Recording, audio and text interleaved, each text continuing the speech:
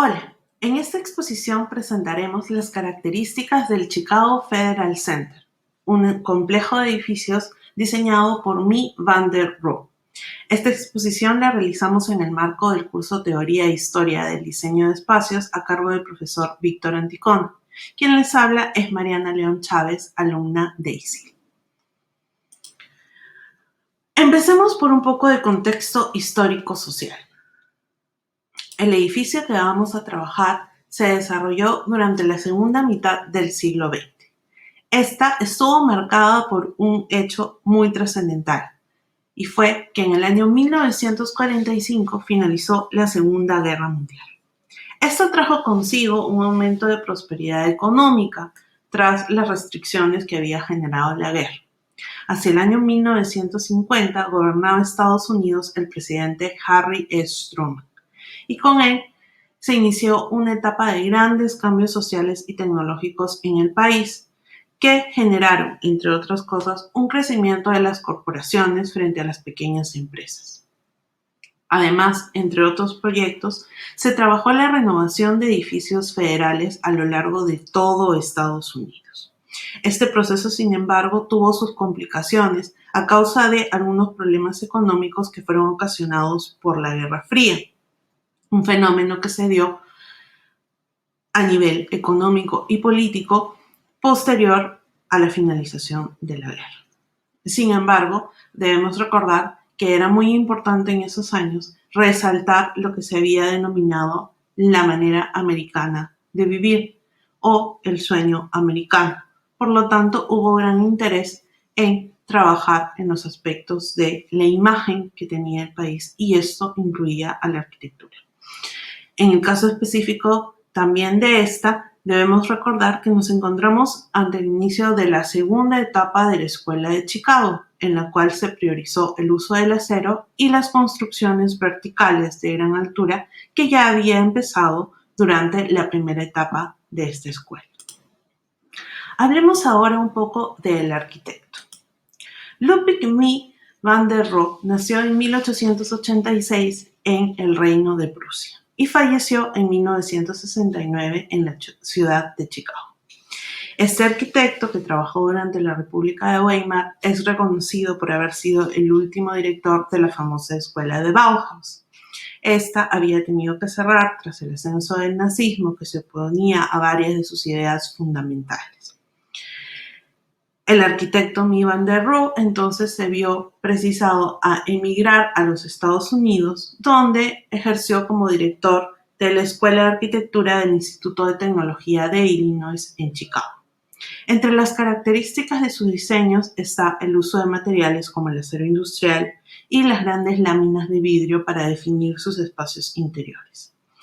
Entre algunas de las frases que él compartía alrededor de su obra estaba el referirse a la arquitectura que él creaba como de piel y huesos. Otras frases que se le atribuyen son la de menos es más y Dios está en los detalles. Continuemos ahora hablando del edificio. El Chicago Federal Center fue diseñado entre 1959 y 1964. Inició en ese año su construcción, que finalizó en el año de 1973. A este edificio se le reconoce ser uno de los más representativos de la llamada Segunda Escuela de Chicago. Encargado en 1959, su desarrollo tuvo dos fases. La primera, que fue la construcción del juzgado, inaugurado en 1964, y la segunda, que tuvo que darse tras la demolición del que había sido el anterior Palacio de Justicia y que llevó a la inauguración póstuma a la muerte del diseñador de la Oficina de Correos, que se inauguró en 1973, y el edificio federal, inaugurado en 1974. Como mencionamos hasta aquí, la conformación del complejo es de 3 edificios, 2 de gran altura y 1 de pequeño formato. El más alto de los 3 es el John C. Kruczynski Federal Building, que vemos señalado con el número 1. El segundo es el Everett McKinley Dirksen Building, número 2, y el Post Office Building, número 3. Todo el complejo ocupa 1,5 manzanas. Desarrollaremos ahora algunos aspectos constructivos estructurales de esta propuesta arquitectónica. En primer lugar, caracteriza este diseño la atención que tiene a los detalles estructurales y constructivos, donde dos ideas principales son desarrolladas: la torre de altura y los volúmenes diáfanos, característicos de esta segunda etapa de la Escuela de Chicago. La estructura general fue desarrollada en acero. Se crearon retículas de aproximadamente 8.5 metros, las cuales conformaban una malla en relación a la cual se organizan los edificios.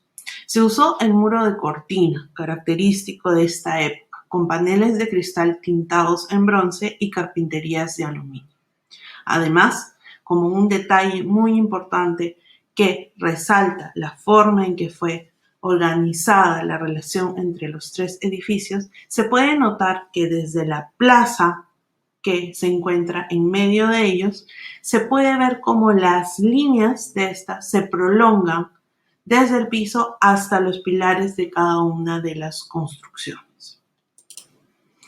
Otro elemento estructural importante que destaca de este diseño de Mies van der Rohe es el uso de la planificación con una noción de módulo director. Para esto, escogió trabajar con un cuadrado de 8.53 metros de lado, que era subdividible en 6 partes de 1,42 metros cada una. Esto marcaba la relación entre cada uno de los edificios. Además, aplicó la noción de diedro para generar el espacio y la localización de cada uno de estos 3 módulos que conforman el Federal Center. Estos tratan de 2 bloques laminares perpendiculares que generan un espacio intermedio. Uno de estos bloques es dominante vertical, de menor anchura y mayor altura, y el otro es dominante horizontal, donde hay una mayor anchura y una menor altura. Como elemento opositor a estos, se constituye la planta más baja o el post office. Revisemos ahora algunas de las características particulares de cada uno de los edificios que conforman este complejo. En primer lugar, el John C. Kruczynski Federal Building es el destinado para las oficinas y departamentos de Tesoro y Defensa. Conforma 111.000 metros cuadrados, presenta 42 plantas y 3 sótanos. Su altura total es de 171 metros. Resalta en el diseño un vestíbulo de doble altura que está retirado respecto a la fachada. Esto genera la creación de un porche delimitado por los pilares del edificio que facilitan el tránsito. En segundo lugar tenemos el Everett McKinley Dirksen Building, que es el que presenta una mayor anchura frente a la altura. Este alberga el Departamento de Justicia y las salas del Tribunal Federal. Cuenta con 130.000 metros cuadrados y 30 plantas. El diseño original contaba solo con 15 salas judiciales de doble altura en las últimas 10 plantas, pero en los años 90 se hizo una ampliación de este número. El último elemento que conforma este conjunto de edificios es el Post Office. Este está conformado por una sola planta. Presenta un núcleo central que deja el perímetro libre. Además, las fachadas están constituidas por paneles de vidrio y marcos de pilares de acero. La altura que presenta es de 9.6 metros en una planta de 60 metros en 3x3 módulos de 20 metros cada uno. El pavimento que se usa en esta área es de granito de Rockville. Además, el techo es de yeso blanco. El núcleo central sobre el que se basa la estructura está revestido en madera de nogal y se incluye un mobiliario fijo de granito. Como se puede observar en el diagrama que presentamos, las líneas geométricas destacan en el diseño de este edificio.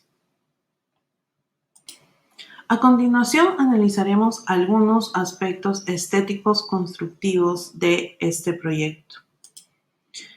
En primer lugar, debemos notar que el Federal Building no sigue una estética y simbolismo que fuera habitual en aquellos años para un edificio federal.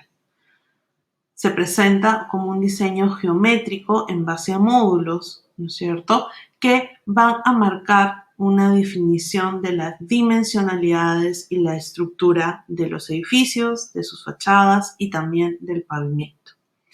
El diseño es totalmente minimalista, como era el gusto propio del arquitecto.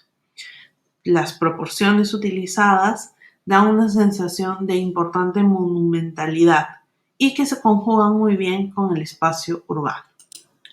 Destaca también el estilo simple y eficiente de las tres construcciones. El conjunto en sí es armonioso. Las líneas rígidas contrastan con detalles como los parteluces en forma de L y los cristales tintados. Además, estos corredores, porches perimetrales que habíamos observado en los edificios debido al retrasamiento de la entrada de la primera planta, introducen el espacio exterior bajo el edificio, generando un juego espacial. Finalmente, existen dos características que apoyan que el complejo se sienta unificado. En primer lugar, el mismo pavimento utilizado en la plaza ingresa a los vestíbulos de los tres edificios, dando una sensación de continuidad. Además, el trabajo de cristal en las plantas bajas de los tres también ayuda a que el espacio exterior se conjugue con el espacio interior. Un detalle que no pertenece específicamente al diseño de Mies van der Rohe, pero que vale la pena señalar, es la inclusión en la plaza central de la escultura Flamingo de Alexander Calder, que se dio a conocer en esta. Es una figura sinuosa de aproximadamente 53 pies y de color escarlata que viene a generar un contrapunto bastante interesante con las líneas simples de los tres edificios. Finalmente presentaremos algunas conclusiones. En primer lugar, nos encontramos con que el Centro Federal de Chicago, o Federal Center, es una propuesta arquitectónica que recupera los principales postulados de Mies van der Rohe: el minimalismo, la base geométrica para sus construcciones, la importancia de la relación interior y exterior, el uso del muro-ventana y el vínculo que éste genera con la luz.